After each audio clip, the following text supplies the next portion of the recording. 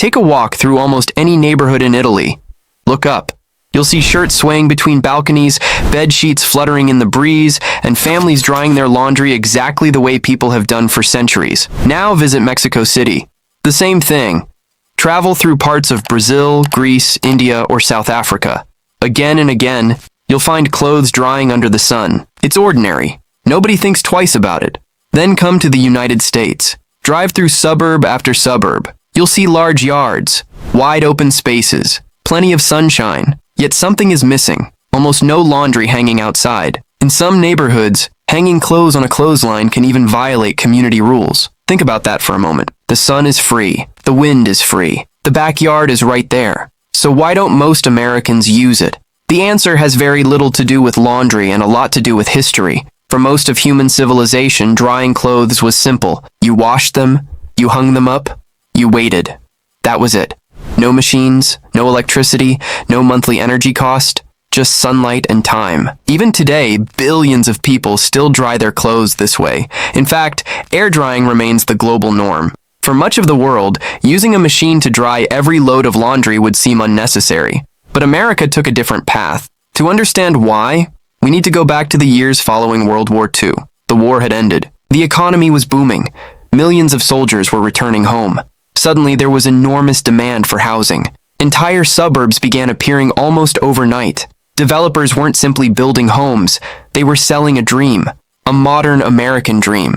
Families wanted the newest technology, the newest conveniences, and the newest appliances. And one appliance fit perfectly into that vision. The electric clothes dryer. At first, dryers were expensive. Many households couldn't afford them. But as manufacturing expanded, prices dropped. Companies saw a huge opportunity. Advertising campaigns began appearing everywhere. Magazines, television, newspapers. The message was surprisingly powerful. A dryer wasn't just a machine. It represented progress. Modern families used dryers. Modern homes had dryers. Modern lifestyles depended on convenience. The clothesline slowly became associated with the past. And once that idea took hold, it spread quickly. By the 1950s and 1960s, dryer ownership was rising across the country. Families embraced the convenience. No checking weather forecasts. No rushing outside when rain appeared. No waiting for clothes to dry during humid days. Just push a button and everything was done. For many Americans, it felt like a major upgrade. But something else was happening at the same time. The rise of suburban communities created a new focus on appearance. Neighborhoods wanted to look neat, organized, uniform. Developers carefully planned how streets would appear. Homeowners wanted property values protected. And gradually, certain things became seen as undesirable. One of those things was laundry hanging outside. Clotheslines started developing a reputation. Fair or not, some people began associating them with older neighborhoods or lower-income areas. As a result, many communities created rules limiting where clotheslines could be placed. Some banned them entirely. Others required them to remain hidden from public view. Over time, millions of Americans simply stopped seeing clotheslines altogether.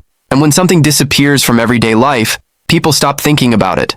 A whole generation grew up assuming dryers were simply how laundry was done.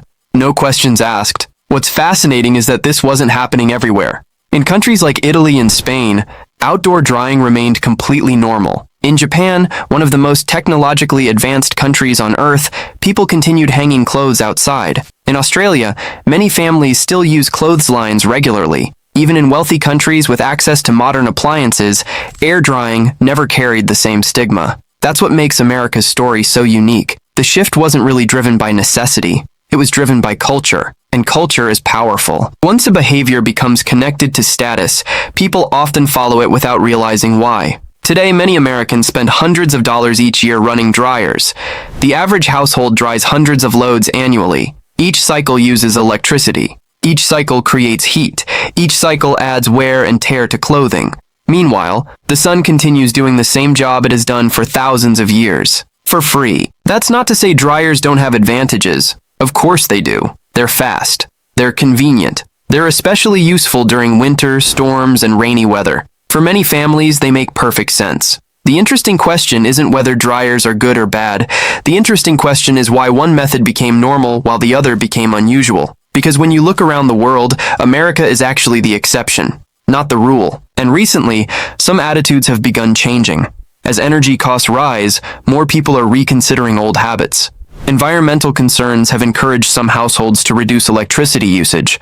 Several states have even passed laws protecting residents' ability to use clotheslines. These are often called right-to-dry laws. The idea is simple. People should be allowed to dry their clothes outdoors if they choose. What was once viewed as old-fashioned is suddenly being viewed as practical again, and maybe that's the most surprising part of the entire story. The clothesline never stopped working. The weather didn't change. The science didn't change. What changed was how people felt about it. A simple household tool became a symbol. And once something becomes a symbol, it can shape behavior for generations. So the next time you walk through an American neighborhood, take a look around. Notice the garages, the lawns, the driveways, the backyard fences.